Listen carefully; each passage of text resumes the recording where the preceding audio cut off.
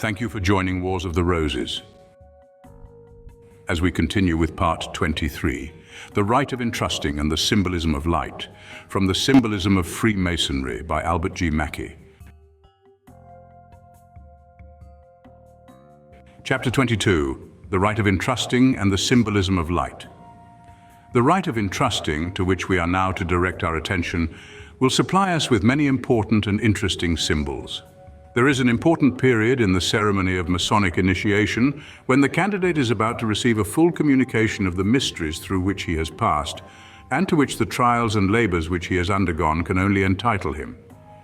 This ceremony is technically called the Rite of Intrusting because it is then that the aspirant begins to be entrusted with that for the possession of which he was seeking. It is equivalent to what in the ancient mysteries was called the autopsy, or the seeing of what only the initiated were permitted to behold.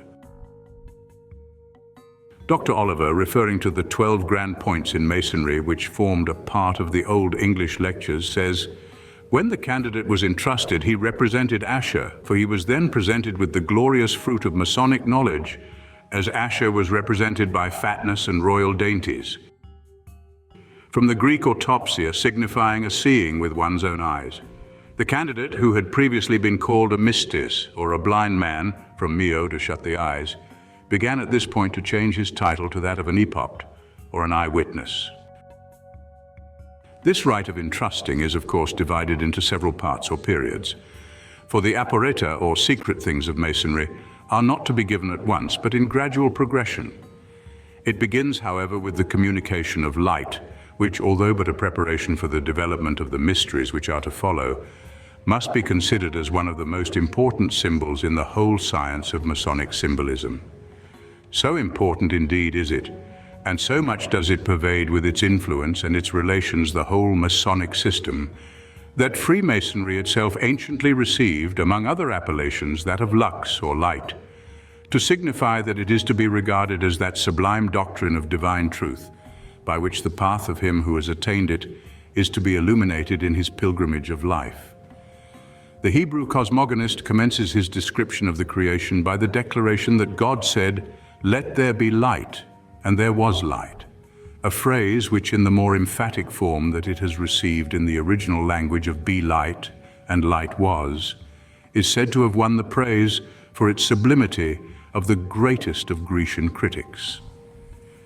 The singularly emphatic summons, says a profound modern writer, by which light is called into existence is probably owing to the preeminent utility and glory of that element, together with its mysterious nature which made it seem as the God of this new world and won for it the earliest adoration of mankind. Light was, in accordance with this old religious sentiment, the great object of attainment in all the ancient religious mysteries. It was there, as it is now in Masonry, made the symbol of truth and knowledge.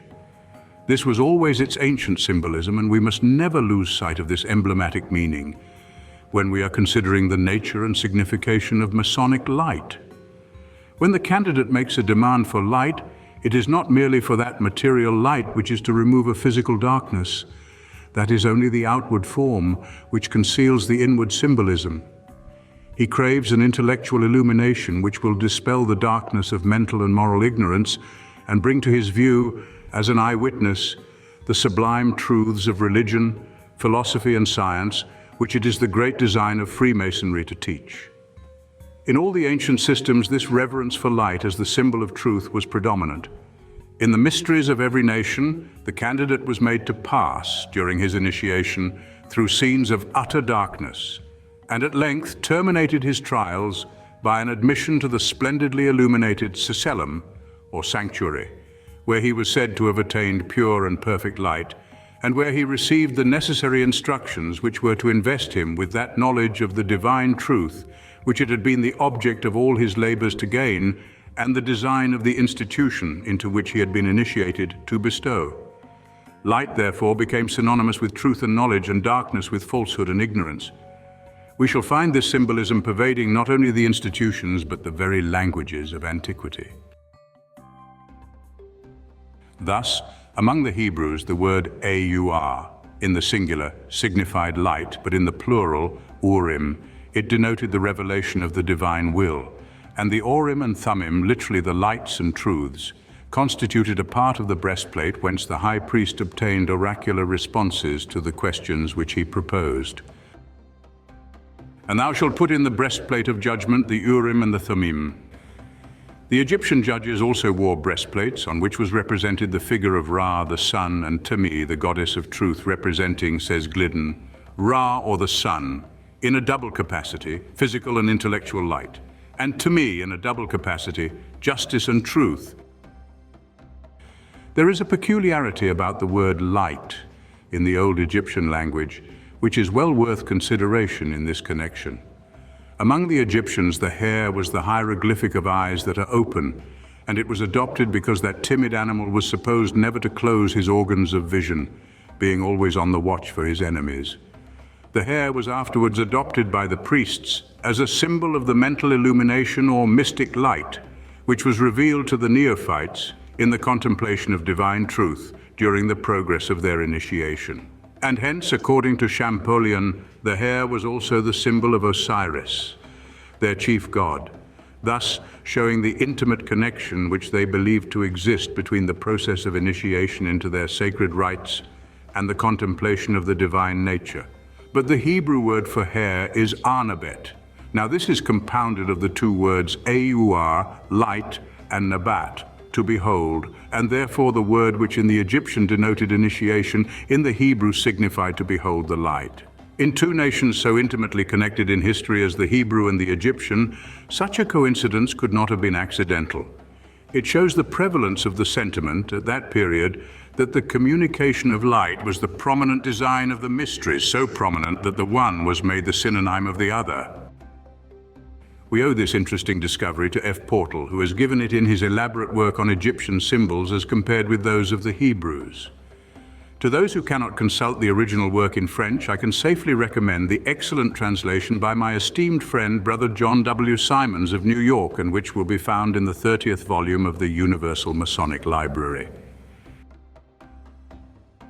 The worship of light, either in its pure essence or in the forms of sun worship and fire worship, because the sun and the fire were causes of light, was among the earliest and most universal superstitions of the world.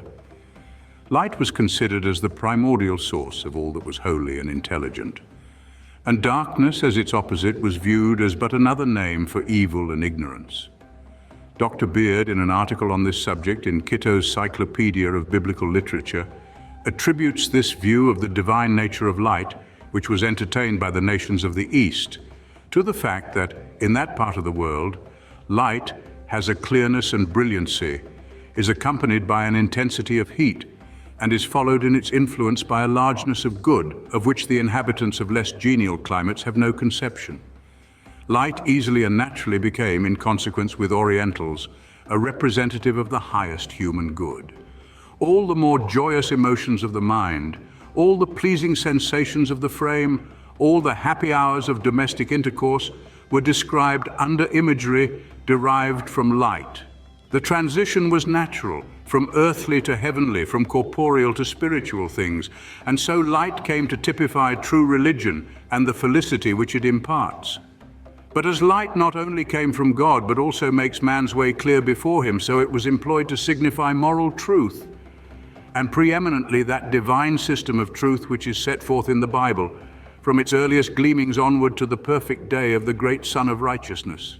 I'm inclined to believe that in this passage the learned author has erred, not in the definition of the symbol, but in his deduction of its origin. Light became the object of religious veneration, not because of the brilliancy and clearness of a particular sky, nor the warmth and genial influence of a particular climate. For the worship was universal in Scandinavia as in India, but because it was the natural and inevitable result of the worship of the sun, the chief deity of Sabaeanism, a faith which pervaded to an extraordinary extent the whole religious sentiment of antiquity. The most early defection to idolatry, says Bryant, consisted in the adoration of the sun and the worship of demons. Light was venerated because it was an emanation from the sun, and in the materialism of the ancient faith, light and darkness were both personified as positive existences, the one being the enemy of the other. Two principles were thus supposed to reign over the world, antagonistic to each other, and each alternately presiding over the destinies of mankind. The remarks of Mr. Duncan on this subject are well worth perusal. Light has always formed one of the primary objects of heathen adoration. The glorious spectacle of animated nature would lose all its interest if man were deprived of vision and light extinguished. For that which is unseen and unknown becomes, for all practical purposes, as valueless as if it were non-existent. Light is a source of positive happiness. Without it, man could barely exist. And since all religious opinion is based on the ideas of pleasure and pain, and the corresponding sensations of hope and fear, it is not to be wondered if the heathen reverenced light. Darkness, on the contrary, by replunging nature as it were into a state of nothingness, and depriving man of the pleasurable emotions conveyed through the organ of sight, was ever held in abhorrence as a source of misery and fear. The two opposite conditions in which man thus found himself placed, occasioned by the enjoyment or the banishment of light, induced him to imagine the existence of two antagonist principles in nature, to whose dominion he was alternately subject. Light multiplied his enjoyments and darkness diminished them. The former accordingly became his friend and the latter his enemy.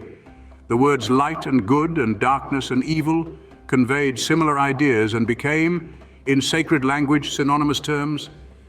But as good and evil were not supposed to flow from one and the same source, no more than light and darkness were supposed to have a common origin, two distinct and independent principles were established, totally different in their nature, of opposite characters, pursuing a conflicting line of action and creating antagonistic effects. Such was the origin of this famous dogma, recognized by all the heathens and incorporated with all the sacred fables, cosmogonies, and mysteries of antiquity. The Religions of Profane Antiquity, page 186. The contest between the good and evil principles, symbolized by light and darkness, composed a very large part of the ancient mythology in all countries. Among the Egyptians, Osiris was light, or the sun, and his archenemy, Typhon, who ultimately destroyed him, was the representative of darkness. Zoroaster, the father of the ancient Persian religion, taught the same doctrine and called the principle of light, or good, Ormuzd, and the principle of darkness, or evil, Ahriman. The former, born of the purest light, and the latter, sprung from utter darkness, are, in this mythology, continually making war on each other. Manes, or Manichaeus, the founder of the sect of Manichees in the 3rd century, taught that there are two principles from which all things proceed. The one is a pure and subtle matter, called light, and the other a gross and corrupt substance, called darkness. Each of these is subject to the dominion of a superintending being whose existence is from all eternity. The being who presides over the light is called God. He that rules over the darkness is called Hyle, or demon. The ruler of the light is supremely happy, good and benevolent, while the ruler over darkness is unhappy, evil and malignant. Pythagoras also maintained this doctrine of two antagonistic principles. He called the one unity, light, the right hand, equality, stability, and a straight line. The other he named binary, darkness, the left hand, inequality, instability, and a curved line. Of the colors, he attributed white to the good principle and black to the evil one. The Kabbalists gave a prominent place to light in their system of cosmogony. They taught that before the creation of the world, all space was filled with what they called Our Ein Sof, or the eternal light, and that when the divine mind determined or willed the production of nature, the eternal light withdrew to a central point, leaving around it an empty space in which the process of creation went on by means of emanations from the central mass of light. It is unnecessary to enter into the Kabbalistic account of creation. It is sufficient here to remark that all was done through the mediate influence of the Our Ein Sof, or eternal light, which produces coarse matter but 1 degree above non-entity only when it becomes so attenuated as to be lost in darkness. The Brahminical doctrine was that light and darkness are esteemed the world's eternal ways. He who walketh in the former returneth not. That is to say, he goeth to eternal bliss, whilst he who walketh in the latter cometh back again upon earth, and is thus destined to pass through further transmigrations until his soul is perfectly purified by light. See the Bhagavad Gita, one of the religious books of Brahmanism. A writer in Blackwood, in an article on the castes and creeds of India, thus accounts for the adoration of light by the early nations of the world. Can we wonder at the worship of light by those early nations? Carry our thoughts back to their remote times, and our only wonder would be if they did not so adore it. The sun is life as well as light to all that is on the earth, as we of the present day know even better than they of old. Moving in dazzling radiance or brilliant-hued pageantry through the sky, scanning in calm royalty all that passes below, it seems the very god of this fair world, which lives and blooms but in his smile. In all the ancient systems of initiation, the candidate was shrouded in darkness as a preparation for the reception of light. The duration varied in the different rites. In the Celtic mysteries of Druidism, the period in which the aspirant was immersed in darkness was 9 days and nights. Among the Greeks at Eleusis, it was 3 times as long, and in the still severer rites of Mithras, in Persia, 50 days of darkness, solitude, and fasting were imposed upon the adventurous neophyte who, by these excessive trials, was at length entitled to the full communication of the light of knowledge. Thus it will be perceived that the religious sentiment of a good and an evil principle gave to darkness, in the ancient symbolism, a place equally as prominent as that of light. The same religious sentiment of the ancients, modified, however, in its details by our better knowledge of divine things, has supplied Freemasonry with a double symbolism, that of light and darkness. Darkness is the symbol of initiation. It is intended to remind the candidate of his ignorance, which Masonry is to enlighten, of his evil nature, which Masonry is to purify, of the world in whose obscurity he has been wandering, and from which Masonry is to rescue him. Light, on the other hand, is the symbol of the autopsy, the sight of the mysteries, the entrusting, the full fruition of Masonic truth and knowledge. Initiation precedes the communication of knowledge in Masonry, as darkness preceded light in the old cosmogonies. Thus, in Genesis, we see that in the beginning, the world was without form and void, and darkness was on the face of the deep. The Chaldean cosmogony taught that in the beginning all was darkness and water. The Phoenicians supposed that the beginning of all things was a wind of black air and a chaos dark as Erebus. The Institutes of Menu, which are the acknowledged code of the Brahmins, inform us that the world was all darkness, undiscernible, undistinguishable altogether, as in a profound sleep, till the self-existent, invisible God, making it manifest with 5 elements and other glorious forms, perfectly dispelled the gloom. Among the Rosicrucians, who have by some been improperly confounded with the Freemasons, the word lux was used to signify a knowledge of the philosopher's stone, or the great desideratum of a universal elixir and a universal menstruum. This was their truth. But out of all this darkness sprang forth light, at the divine command, and the sublime phrase, "Let there be light," is repeated in some substantially identical form in all the ancient histories of creation. So too, out of the mysterious darkness of Masonry comes the full blaze of Masonic light. One must precede the other, as the evening preceded the morning. So the evening and the morning were the first day. This thought is preserved in the great motto of the order, Lux et tenebris, light out of darkness. It is equivalent to this other sentence, truth out of initiation. Lux or light is truth, tenebrae or darkness is initiation. It is a beautiful and instructive portion of our symbolism, this connection of darkness and light, and well deserves a further investigation. Genesis and the cosmogonies, says Portal, mention the antagonism of light and darkness. The form of this fable varies according to each nation, but the foundation is everywhere the same. Under the symbol of the creation of the world, it presents the picture of regeneration and initiation. Plutarch says that to die is to be initiated into the greater mysteries, and the Greek word teleutan, which signifies to die, means also to be initiated. But black, which is the symbolic color of darkness, is also the symbol of death. And hence again, darkness, like death, is the symbol of initiation. It was for this reason that all the ancient initiations were performed at night. The celebration of the mysteries was always nocturnal. The same custom prevails in Freemasonry, and the explanation is the same. Death and the resurrection were taught in the mysteries as they are in Freemasonry. The initiation was the lesson of death. The full fruition or autopsy, the reception of light, was the lesson of regeneration or resurrection.